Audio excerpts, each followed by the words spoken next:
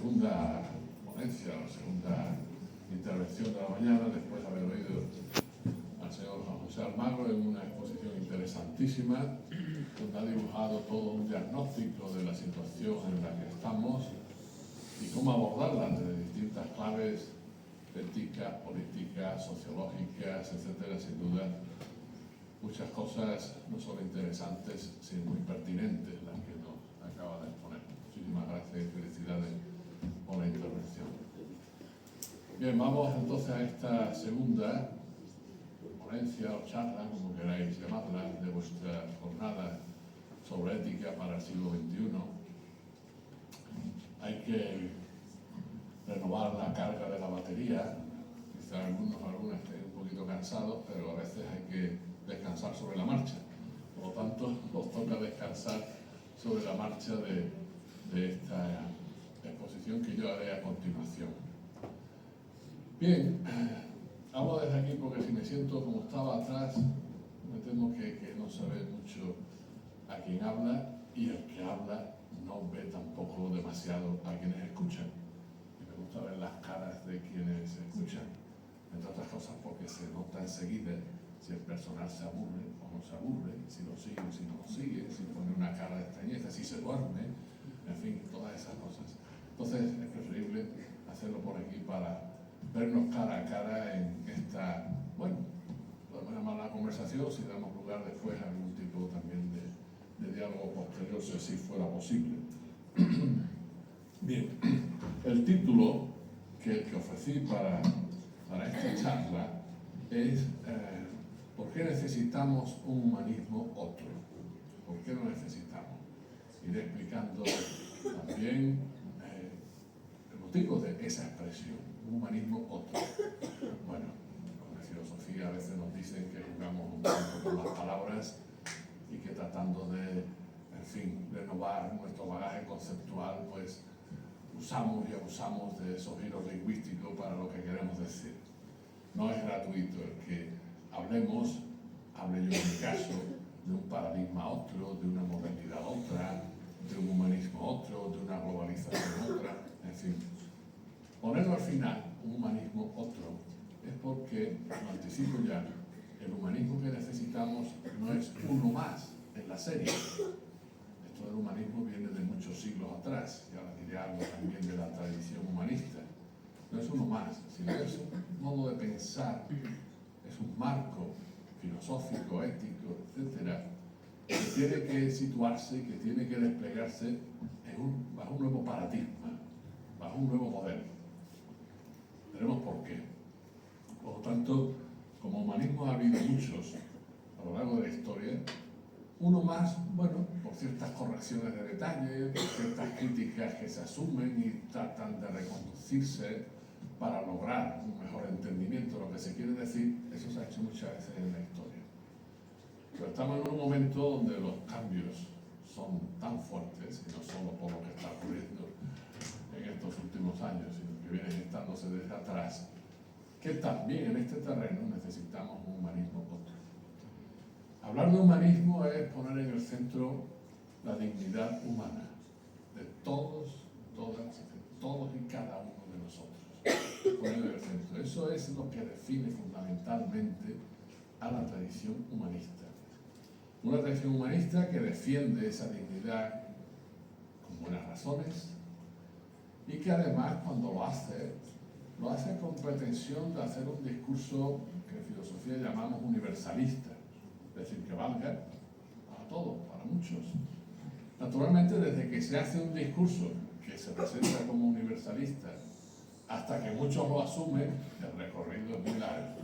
Eso, como diría alguno, tiene un trámite intelectual, académico, formativo, y además va a ser muy difícil. Habrá siempre voces discrepantes, unas veces con razones, otras veces por intereses. Pero un discurso universalista, mientras no consiga todos sus objetivos, al menos tiene que justificar que es universalizable, es decir, que da buenas razones para que efectivamente muchos y muchas puedan suscribir esas razones y compartir ese humanismo en todo lo que se refiere a una dignidad humana que se postula o se propugna, como digo, para todos, sin exclusión. Por lo tanto, en ese sentido, el reto del humanismo siempre ha sido muy fuerte. El humanismo supone dicho con la jerga filosófica, una ontología, es decir, una conceptualización de la realidad y en ese caso en torno a los humanos, hombres y mujeres, de todas las latitudes, de todos los lugares, de todos los grupos, de todas las culturas, de todas las épocas. Una conceptualización, eso muchas veces se ha hecho en torno a la categoría de naturaleza humana, de condición humana, que no se ha pensado siempre igual a lo largo de los siglos. Desde esa conceptualización, o un término técnico, esa ontología, que es de lo que habla la antropología filosófica, pues también hablar de humanismo tiene un componente, de nuevo con la jerga filosófica, metafísico. Metafísico que se ha entendido la metafísica también, de muy diferentes maneras, bajo distintas perspectivas, pero ¿cuál es el hilo común a todas ellas? Mira que se han ido criticando unas a otras, unas y otras. Porque si la ontología busca los conceptos para hablar de nuestra realidad, dialogando con la ciencia, claro, porque ya la filosofía no está sola cuando pretende estas cosas. La metafísica, dentro del mismo campo filosófico, lo que pretende es clarificar las cuestiones de sentido. ¿Qué sentido tiene la vida humana? La existencia humana, porque es una cuestión que nos afecta a todos. Alguna vez nos preguntamos por ello. Había maneras en que se respondían a esas cuestiones de sentido también de muy diferentes fuentes. En muchos casos esas maneras o esas fuentes venían de las mismas tradiciones religiosas. Una de sus funciones, diría que la principal, a través de rituales, a través de textos que se entendían o se entienden como sagrados, a través de una vida comunitaria, a través del papel de las mismas instituciones, pues daban sentido a la existencia humana, sobre todo ante interrogantes muy fuertes que nos afectan a todos. Por ejemplo, los que se suscitan a raíz del carácter mortal de nuestra propia condición. ¿Qué sentido tiene esta existencia humana? Pues el humanismo siempre ha tratado de hacerse cargo de ello, recogiendo ese bagaje de las religiones, a veces sometiéndolo a crítica, y planteándose la cuestión, aunque no siempre se encuentre una respuesta que satisfaga, pero no se puede eludir qué sentido tiene la existencia humana. Porque al menos sí podemos estar de acuerdo en aquello que niega el sentido de la existencia humana. La existencia humana en condiciones de barbarie, en condiciones de opresión, bajo circunstancias donde se impone el dominio de unos sobre otros, las desigualdades, que nuestro compañero mencionaba hace unos minutos, los abusos de poder, las discriminaciones racistas, machistas, las discriminaciones por motivos de exclusión. Bien, pues todo eso niega el sentido de la existencia humana, el sentido que nos debemos reconocer unos a otros en nuestras propias vidas. Entonces, a veces, bueno, quizá por vía de negación, no, esto no tiene sentido. ¿Cuál es el sentido? Bueno, vamos a irlo despejando, pero esto seguro que niega el sentido porque además corroe, acaba con las condiciones de la dignidad que todos nos debemos reconocer. Y si no partimos de ahí, pues desde luego no hay sentido posible. Bien, por lo tanto, esa conceptualización a cómo pensemos lo humano, a cómo abordemos las cuestiones de sentido, bueno, de ahí surgen otras consideraciones de tipo ético, ¿no? Ética en el siglo XXI. Es decir, ¿qué ética podemos sostener desde ese marco de pensamiento humanista? Ha habido muchos planteamientos éticos que tienen que ver con la condición moral, es decir, con humanos que además no estamos predeterminados, sino que, bueno, desde un fondo de condiciones existenciales donde la vida nos pone y tenemos que decidir, desde un marco donde nuestra libertad incluso hemos logrado afirmarla como autonomía, como capacidad de decidir sobre nosotros mismos, qué hacemos, qué no hacemos, qué deberes aceptamos. Claro que además no lo podemos resolver solos, porque determinadas cuestiones nos afectan a nuestra vida personal, pero vivimos en un marco de relaciones. Entonces, también desde esa ontología, esa metafísica, se abre el terreno, o nos asomamos al terreno de la ética. A veces el recorrido es al revés. Es desde la ética de donde nos planteamos ciertas cuestiones metafísicas o de otro tipo, ¿verdad? En un marco o no de carácter humanista, porque hay muchas maneras de pensar todo esto. Esa ética además no se queda solo en unos principios morales a través de los cuales regimos nuestras vidas. De esos principios morales algunos tienen que ser comunes para organizar la vida en común, nuestras relaciones, en nuestras sociedades, en las instituciones, en el campo político. Es decir, una ética consecuente no puede eludir el campo político y sobre todo la filosofía política. ¿Qué política es la que se abre desde una perspectiva humanista? Hoy diríamos, pues si por lo menos una política que sea decentemente democrática, porque es en un contexto democrático donde reconocemos los derechos que a todos nos corresponden. La democracia no son solo elecciones, instituciones, parlamento. Eso es fundamental para el funcionamiento de un Estado, de una sociedad que quiera ser democrática. Pero lo fundamental, el núcleo duro de la democracia, es que nos reconocemos unos a otros como ciudadanos y ciudadanas sujetos de derechos que nos han de ser respetados. Pues a algunos de ellos les ponemos la etiqueta de inviolables. Deben ser inviolables, luego desgraciadamente vemos que muchas veces no ocurre. Por aquí va toda la secuencia de un pensamiento humano. Una manera de ver la condición humana, una manera de abordar el sentido de la existencia humana, una ética, cómo abordamos lo que debemos ser, porque los humanos no venimos con un programa ya predeterminado.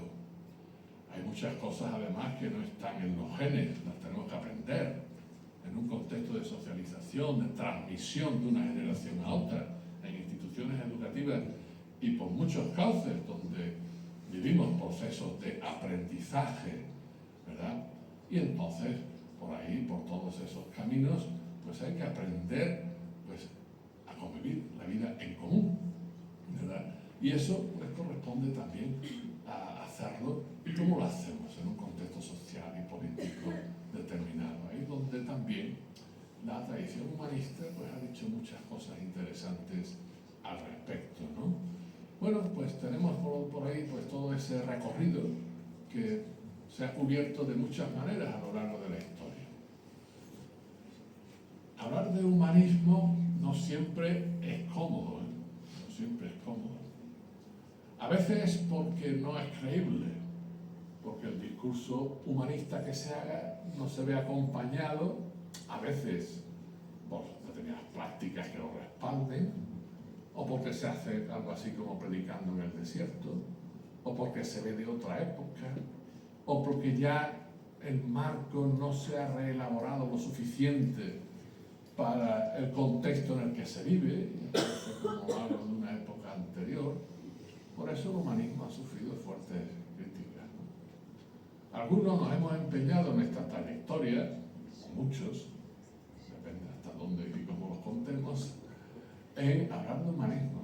Si os diré que hace unos 30 años estuve también en la SAFA hablando de algo parecido. Por entonces había publicado un libro en ese currículum que llevaba por título Claves humanistas para una educación democrática.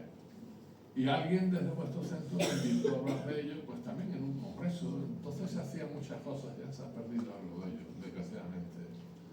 Muchos cursos, conferencias, jornadas de formación del profesorado, también había familias, padres y madres, sobre todo de las AMPAs. Bueno, pues en ese contexto me invitaste aquí. Mira por dónde, al cabo de 30 años, pues estamos en algo parecido y amablemente me habéis invitado. Entonces, siempre me ha preocupado este tema, incluso mucho tiempo en contracorriente en mi propio ámbito filosófico y diré algo acerca de ello, ¿no? La tradición humanista, porque además no empezamos de cero, nadie empieza de cero, nadie empieza de cero, sino que por el contrario, bueno, pues recogemos un bagaje, una herencia, un legado, que hay que poner al día, hay que interpretarlo críticamente, enriquecerlo, pero siempre desde una posición atenta, escuchando, para poder hacer ese trabajo de puesta al día, en este caso de la tradición humanista. Pasa con todas las tradiciones, tienen ciertas vibraciones que no sé qué ser, pueden ser un poco molestas. Pasa con todas las tradiciones en general. ¿Se oye bien? Sí. Vale, gracias. Es más, si las tradiciones no se ponen al día, se hacen rígidas, se quedan en una foto fija. Por eso el conservadurismo, contra lo que se dice o dicen, es contra las tradiciones, porque las va esclerotizando, le va quitando vida. Tradición viene de transmitir algo, entonces para transmitir hay que renovar, hay que ponerlo al día porque los contextos cambian. Algunos han pensado, y me parece que estaban en un camino correcto, de que el humanismo, de una manera u otra, aunque no se pusiera esa etiqueta, se ha dado en muchas culturas, muchas tradiciones religiosas, en diferentes contextos sociales y políticos. Pienso que sí. En los mismos contextos, en las mismas culturas, en las mismas sociedades, donde se daban corrientes contrarias al humanismo. Y entonces se daba esa confrontación. Pero quiero con esto decir que el humanismo no es solo, por aquí va ya lo del humanismo otro, de la tradición que mirando hacia atrás hemos llamado europea u occidental, sino que se ha dado en muchas tradiciones. Hay corrientes humanistas que se han abierto, han potenciado la tolerancia, el diálogo, la denuncia crítica de lo que no debe ser, porque todas las sociedades humanas nos movemos en procesos de humanización o encausados negativamente a lo que nos deshumaniza. Apostar por lo que el humanismo propugna es apostar por lo que nos humaniza. Y eso es lo que quiere decir cuando insistía en que no vienen los genes. Hay que aprenderlo, hay que construirlo entre todos, hay que reconocer una tradición e impulsarla desde sus mejores claves y resortes, tradición humanista. En lo que reconocemos como tradición humanista occidental, bueno, pues eso tiene distintos cauces, ¿verdad?, de donde se ha nutrido esa tradición humanista occidental, visto desde los siglos XIX, XX, ya XXI, porque hace siglos no se hablaba de tradición occidental. Bien, por ejemplo, debemos mucho a la tradición bíblica. En la tradición bíblica hay un fuerte componente humanista. Y no solo es que lo digan los exegetas desde el campo teológico, o en fin, los que son portadores de las voces de las distintas instituciones, donde la tradición bíblica o los textos bíblicos son un referente crucial. Han dicho otros muchos desde fuera o desde dentro de distintas posiciones. Por ejemplo, Erich Fromm, filósofo y psicoanalista, que dediqué mucho tiempo en un momento, insistía mucho, como otros, como el filósofo Levinas, como tantos otros, en que hay un vector humanista en la tradición bíblica. La literatura profética del Antiguo Testamento tiene un nervio, una potencia humanista fortísima.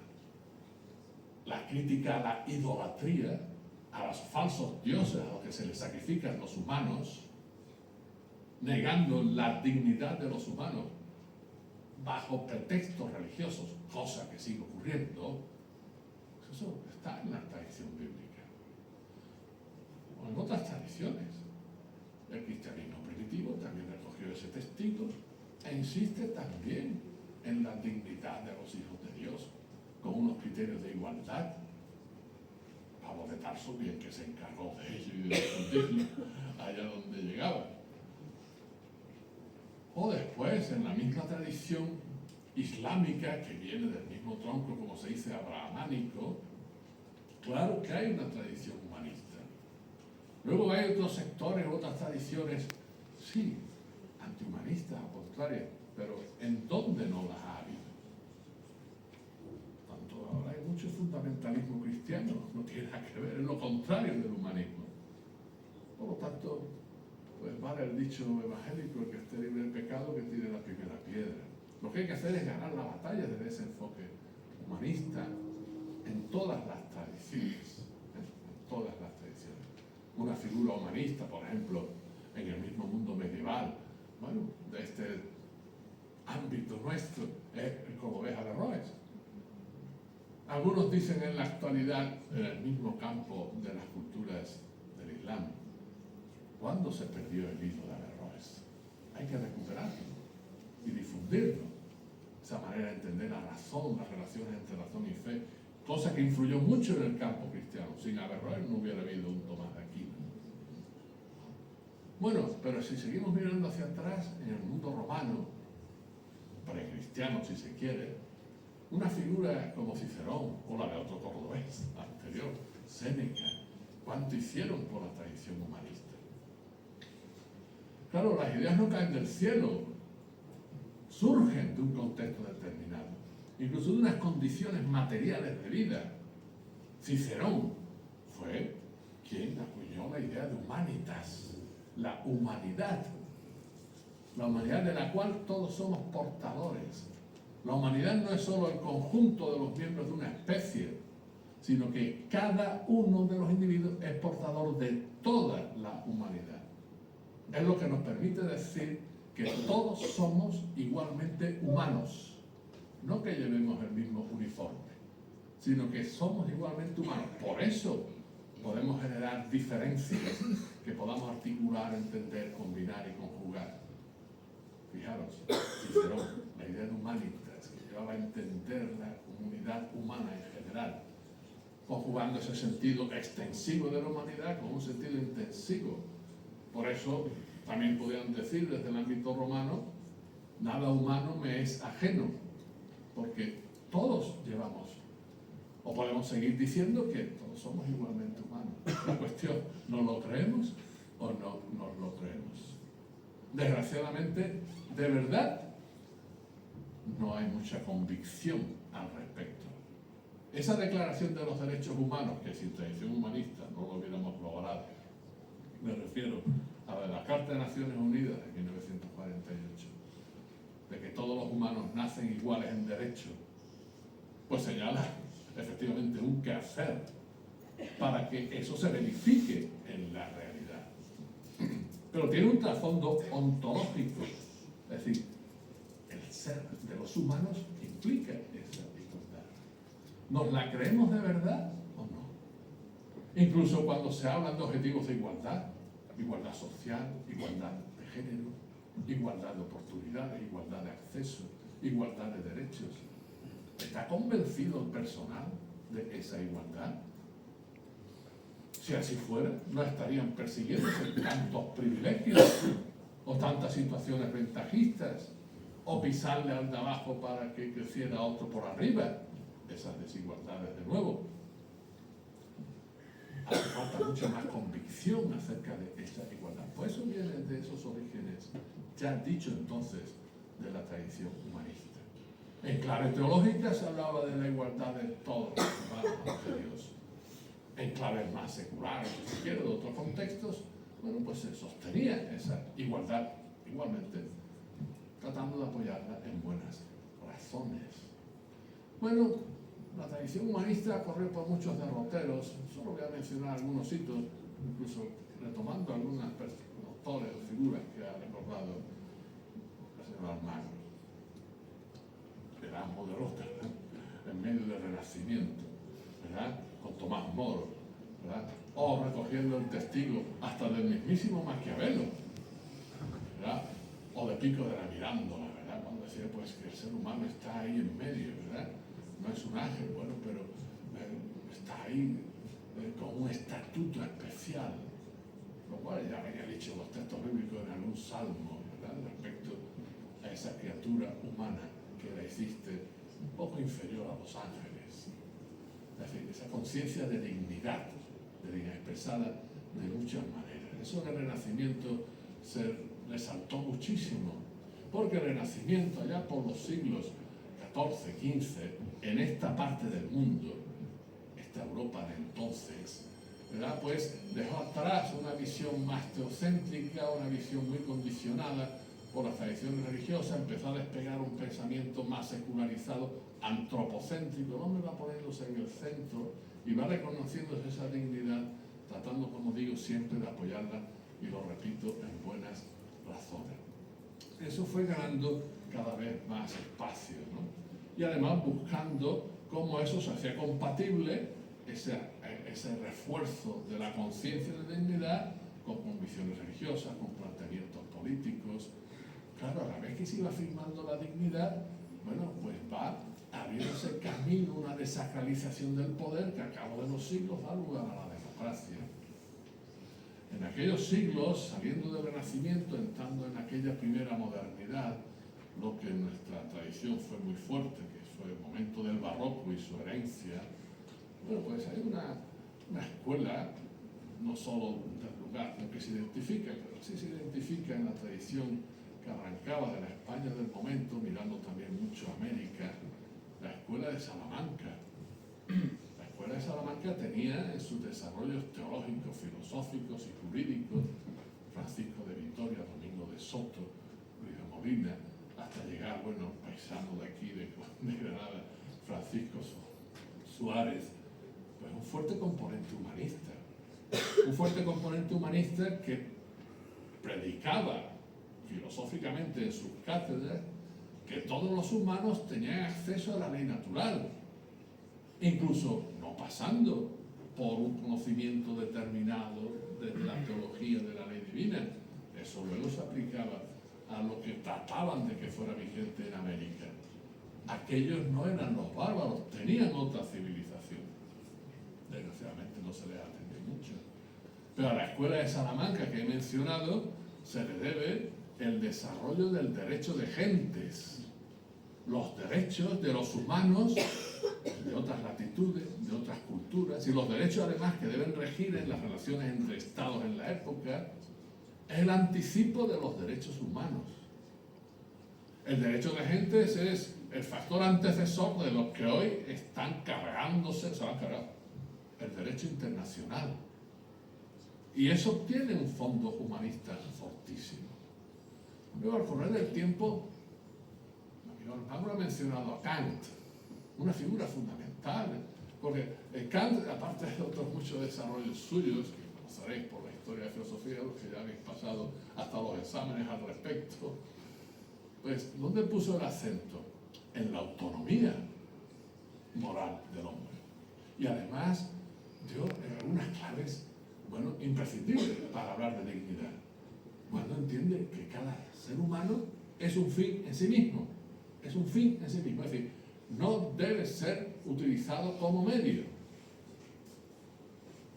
¿Qué ocurre en nuestras relaciones sociales, económicas, hasta en la vida política? Que muchas veces los humanos se utilizan como medio. Tanto, bueno, que nuestras vidas o las vidas de muchos se ven mercantilizadas, cosificadas, que no valen nada, que son considerados infrahumanos o humanos, en fin, que se pueden descontar. ¿Por qué se puede hacer un genocidio? Aparte de por la fuerza física, militar, por la capacidad de destrucción que se pone en marcha, porque la vida de los otros no se considera valiosa. Nada. Y si se les quita de en medio, bueno, pues así tenemos más espacio. Recuerdo que en medio del genocidio de Gaza, quien en algún momento era ministro de defensa, se puede llamar defensa, de Israel, dijo que los palestinos eran animales humanos. Les sobraba el calificativo de humanos. Eran animales. Como se consideró a los que eran esclavizados, los negros que desde África se llevaban a América, como se ha considerado, pues muchas veces a tantos humanos o a humanas infravaloradas respecto a los varones. ¿Veis? Entonces, todo esto tiene que ver con esa lucha por la dignidad. Y en aquel momento, siglo XVI, siglo XVII, Lo que se hizo, por ejemplo, desde lo que se llama Escuela de Salamanca, que luego no estaba solo en Salamanca, la Universidad de Cardenales, etc., hizo su proyección en América, montanos que defendieron los derechos, Francisco de Vitoria desde aquí, o Bartolomé de las Casas, Montesinos, el obispo vasco de Quiroga, etcétera, etcétera. Bueno, ya que estamos en un centro de la compañía, como defiende incluso algún filósofo, bueno, como el cuarto mexicano Bolívar Echeverría, el papel de la Compañía de Jesús en las reducciones del Paraguay, para que aquella cultura no fuera arrollada por el imperialismo y la colonización hispana. ¿Veis? Eran luchas por la dignidad. Y Kant pone el acento en que cada uno es un fin en sí mismo. Fijaros, cosa que recoge el mismo Marx. Porque cuando Marx hace la crítica de lo que entonces despegaba como el capitalismo industrial con un componente de explotación fuerte, la cuestión no era para Marx decir que el capitalismo no funciona bien, eso ya lo decían otros, podían decirlo. Es que la explotación implica que el humano dejara de ser lo que debe ser. Y por eso decía que el imperativo categórico, eso de lo que también hablaba Kant, es que el humano, los humanos, dejen de ser seres explotados, ¿verdad? Seres vilipendiados, seres sojuzgados, y establezcamos un tipo de relaciones distintas, donde los derechos de todos sean respetados y la dignidad de cada cual sea la consideración prioritaria. Eso también estaba en el mismo Marx. Luego, algunos que se reivindicaron del marxismo también lo olvidaron y lo contravinieron en los hechos, ¿no? ¿Veis? Entonces tenemos todos esos desarrollos de un pensamiento humanista que se ha ido acentuando de muchas maneras a lo largo de la historia, por lo menos en esta parte del mundo, en esos términos. Hubo un autor que influyó mucho en Marx y que es obligado a mencionar aquí en filosofía, quizá algunos lo recordáis, por supuesto, antecesor de Marx, que era Feuerbach. Feuerbach insistió mucho en el humanismo desde la crítica de la religión. Voy a insistir en esto por algo que diré después, si es necesario mencionar a Feuerbach.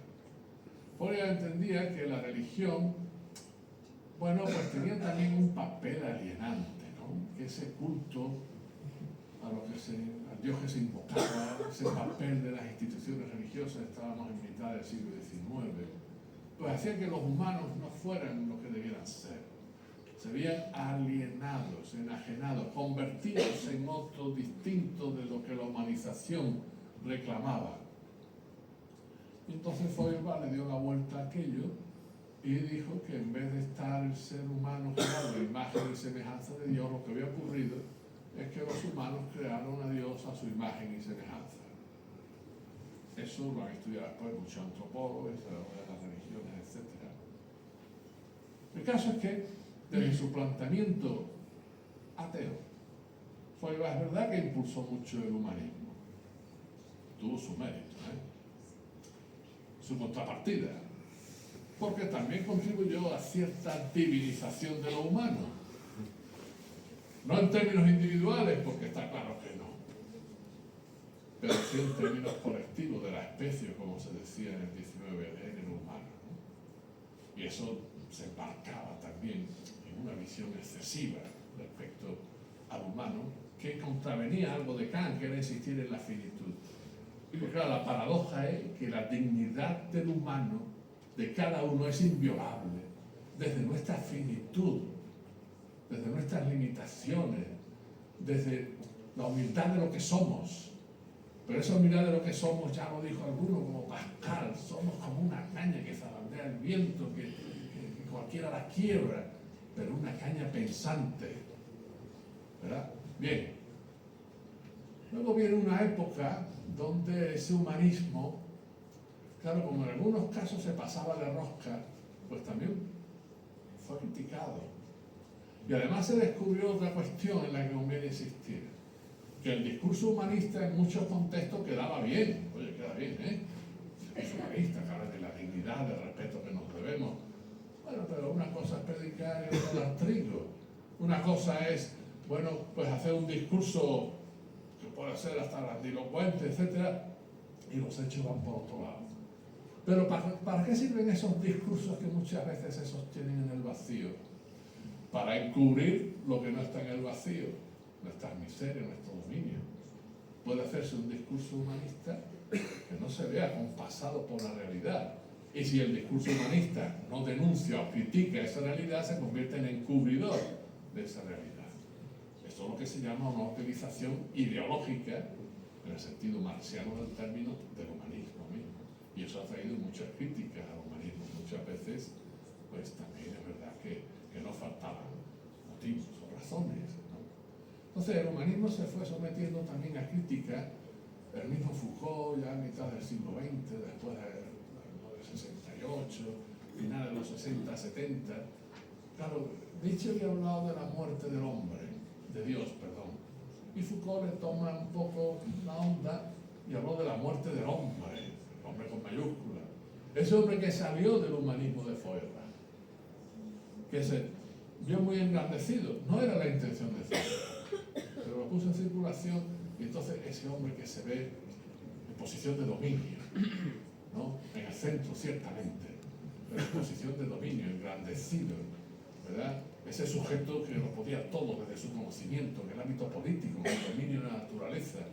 Claro, es un humanismo muy antropocéntrico, ¿eh? Y eso empezó a criticarse fuertemente, porque ese hombre que fue a parar cierta versión del humanismo, pues no se correspondía con nuestra realidad. Es más, era perjudicial para nuestra propia realidad humana, social, política, ecológica.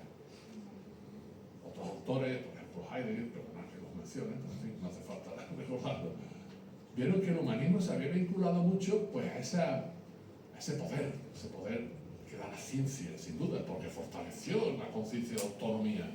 Conocemos, y ese conocimiento se traduce en técnica, luego en tecnología. Y eso nos lleva, y ahora estamos en otro capítulo, incluso más intenso y denso, a un dominio muy fuerte de la naturaleza. Y ese antropocentrismo, bueno, pues implica tal voluntad de dominio que además, como subrayaron otros, no se queda en ser respecto a la naturaleza, sino que se aplica en unos humanos en relación con otros. Todo eso hizo que se desarrollara en determinado momento, algo de la década de los 60, 70 del siglo pasado, el 20, pues una fuerte corriente antihumanista. Incluso algunos pensábamos que llevaban mucha razón esas críticas, pero no había que tirar el humanismo por la borda, sino se puede reelaborar el humanismo, se puede reconducir, se puede elaborar un humanismo que atienda a esas críticas y que no caiga en los criticados cuando había muchas veces razón para que se criticara.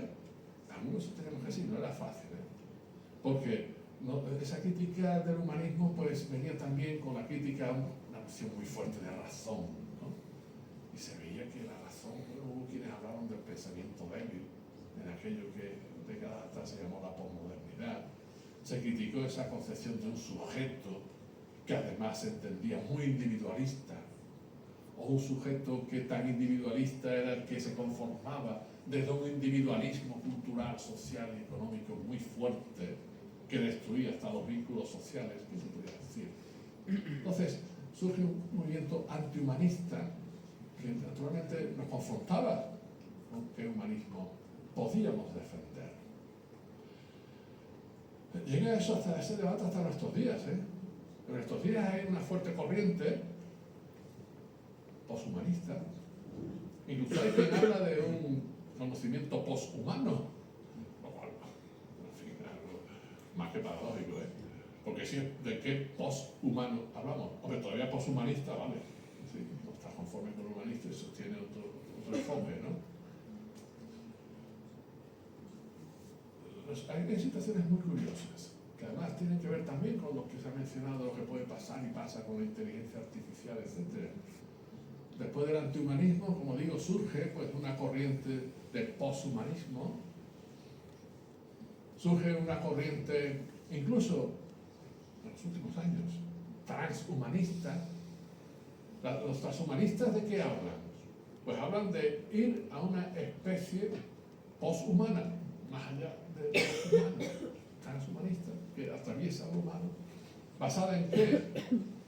Bueno, pues en la genómica, en la informática, en la telemática, en los usos de la inteligencia artificial.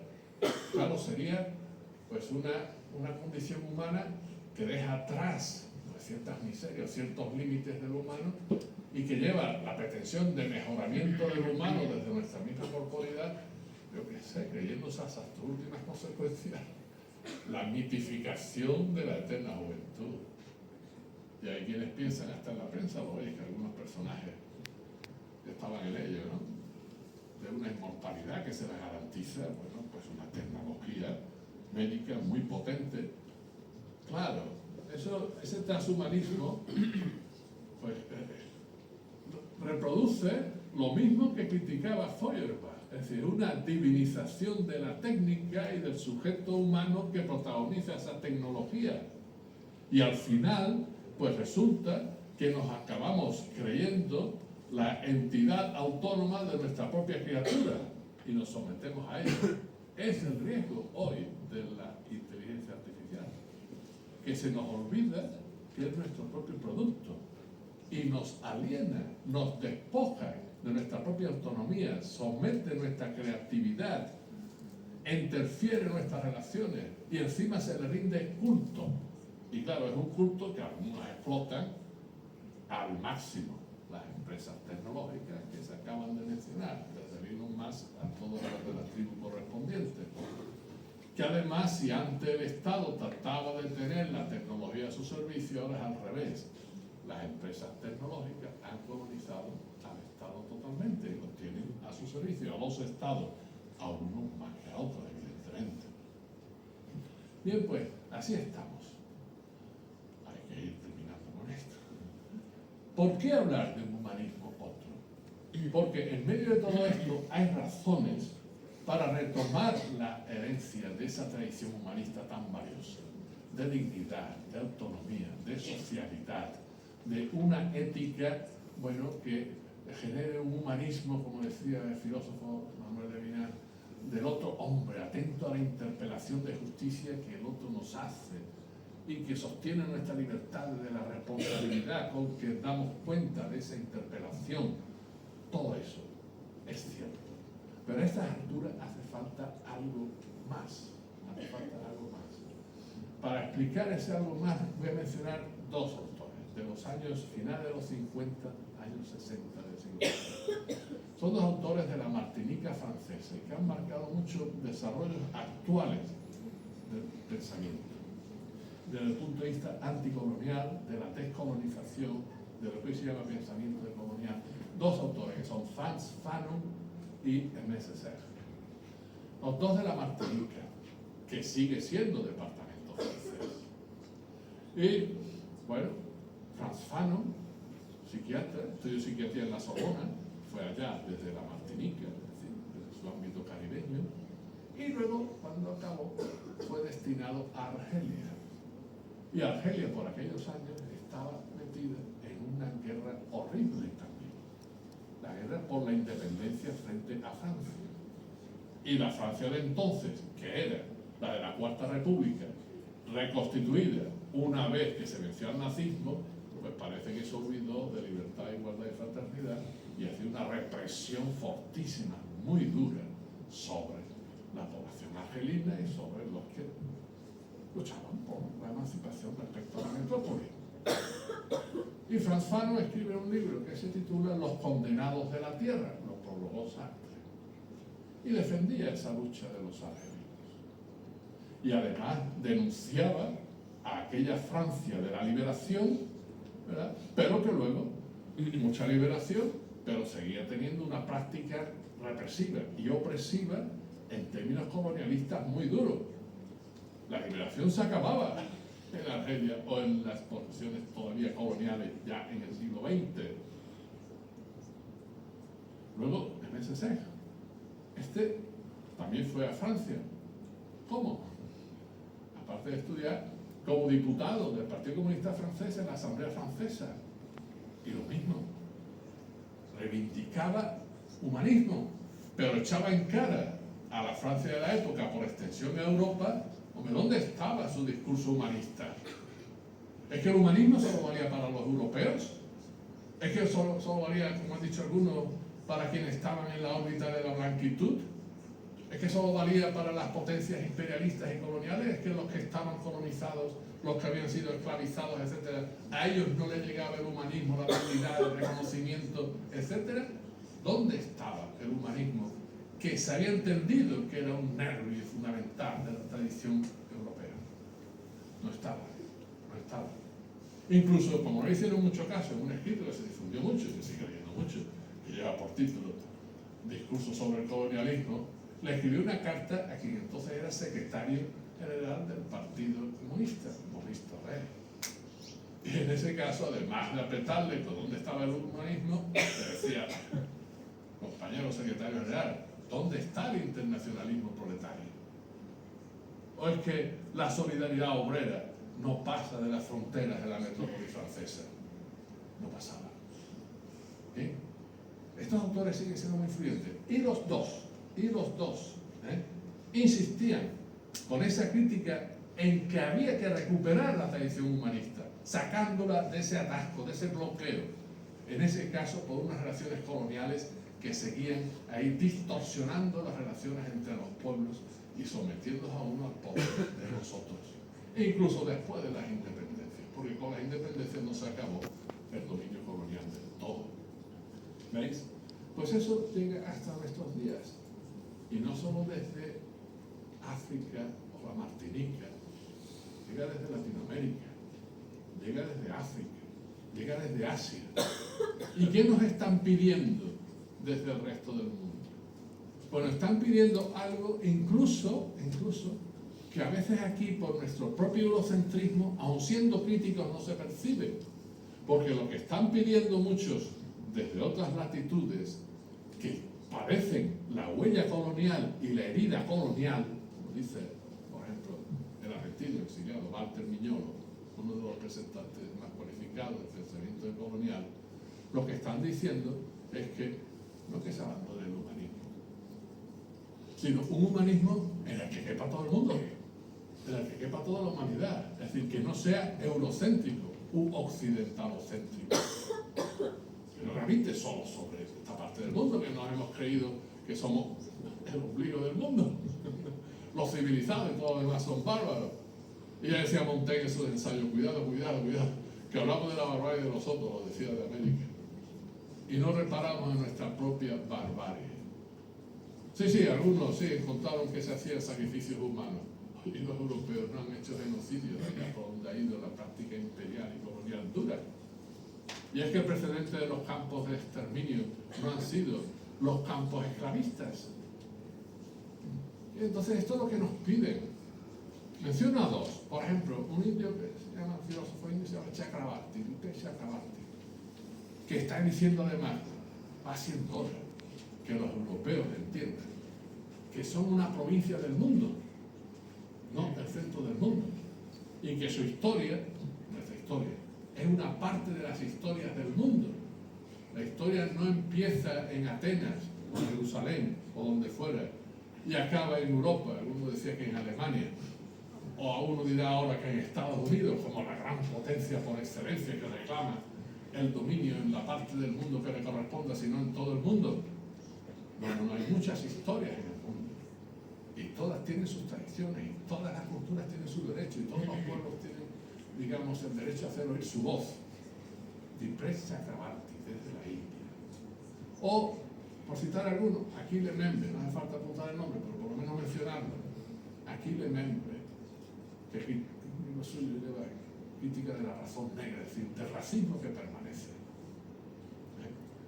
Y también habla igual, desde la primera página lo retoma en la última. Pues hace falta ese humanismo, incluso reelaborar un universalismo que efectivamente sea universalismo y no la generalización de una particularidad, como muchas veces hemos defendido un universalismo propugnado desde Occidente. En definitiva, por eso hace falta un humanismo otro, un humanismo a la escala del mundo en el que estamos. Un mundo que lleva en las últimas décadas embarcado en ese proceso de globalización que hoy está patas arriba. Incluso se cuestiona la hiperglobalización. En todo caso, vamos a una globalización peor, que Platero va a sostener. Pero de la globalización ya no salimos, ¿eh? ¿Por qué? Porque la misma tecnología y el capitalismo tecnocrático ya se encargan de abarcar todo el mundo. ¿Qué ocurre? Que en vez de multilateralismo, donde pensábamos que podíamos ir a parar, hombre, cayeron los bloques, no hay guerra fría, y resulta que nos han salido guerras muy calientes, ¿verdad? Y no hay ese multiculturalismo, sino que de nuevo sale el Carl Schmitt, que era el jurista que avalaba al nazismo en su expansionismo por Europa, ¿verdad? Y que defendía que Alemania tenía derecho a ocupar y dominar sus áreas de influencia.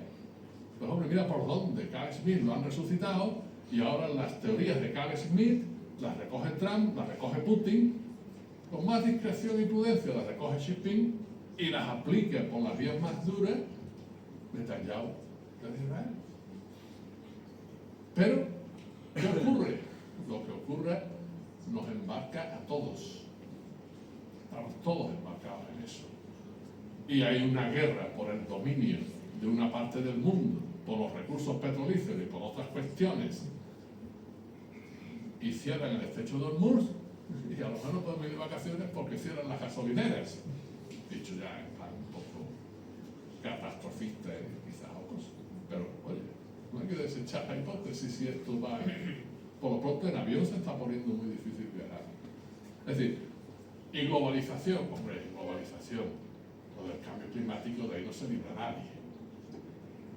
Y los problemas de recursos, incluso el agua. Este año estamos sobrados de agua, pero no nos confiemos, ni otra parte del mundo puede confiarse.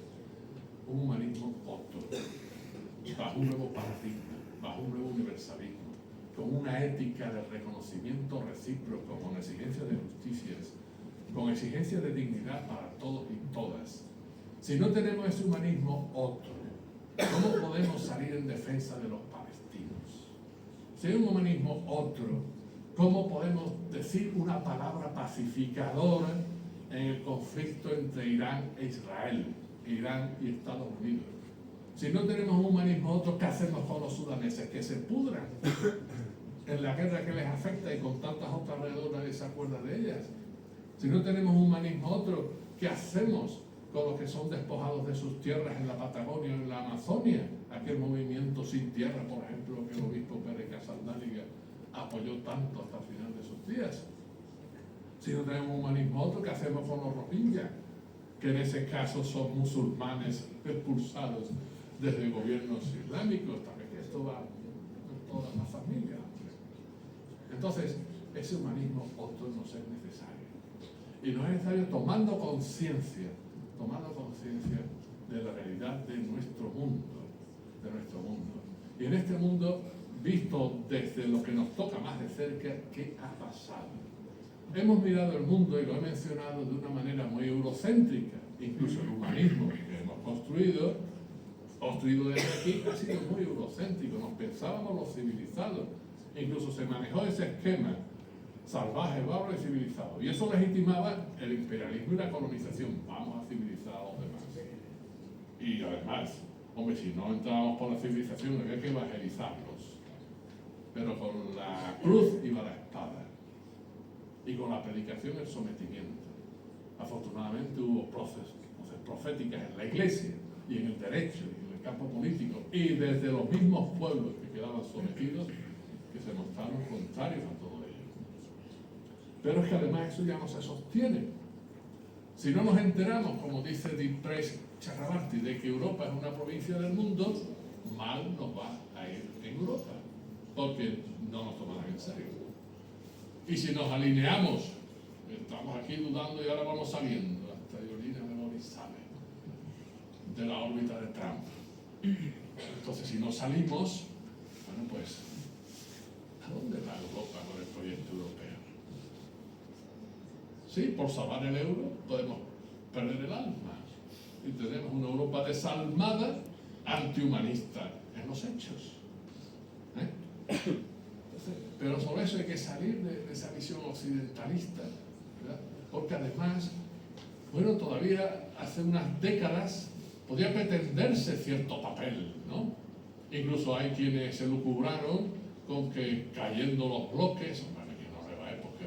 Alguno pensó que era una época de expansión ilimitada, sin freno, de mercado capitalista y democracia liberal. Hablo de Fukuyama, que es el fin de la historia. Luego vinieron otras cosas y salió Huntington con el choque de civilizaciones.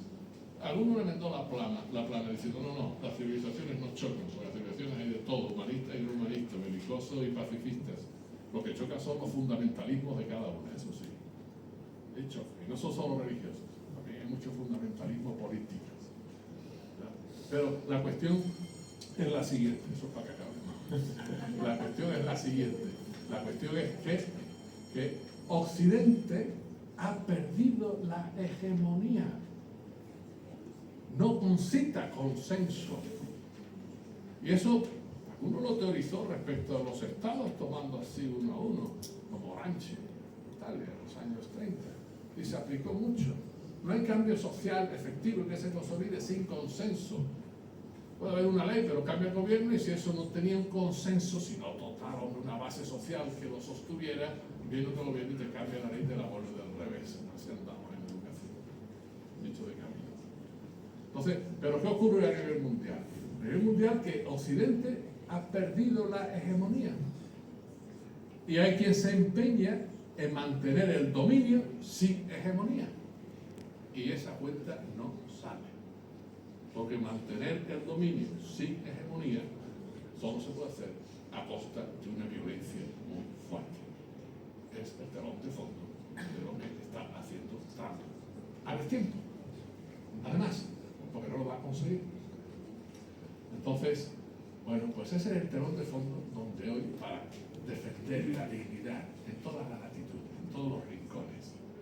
Sí, desde las mujeres de Irán hasta los palestinos de Gaza o de Cisjordania, o hasta los inmigrantes en nuestra sociedad, hoy que hablamos de regularización, nos hace falta un humanismo otro y, en fin, apostar, porque no hay garantía de éxito, pero tenemos buenas razones y razones de justicia para defender ese marco de referencia que nos permite articular algunas respuestas que nos ayuden a criticar el sinsentido, la deshumanización, cómo se tuercen los caminos que debieran ser de humanización y entran por vía de deshumanización.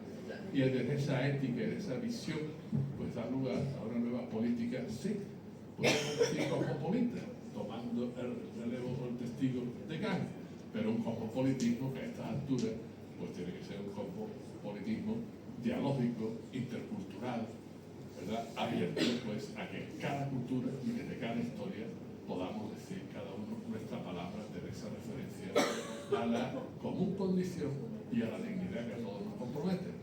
Pues hasta aquí lo que iba a deciros, que ya ha sido bastante.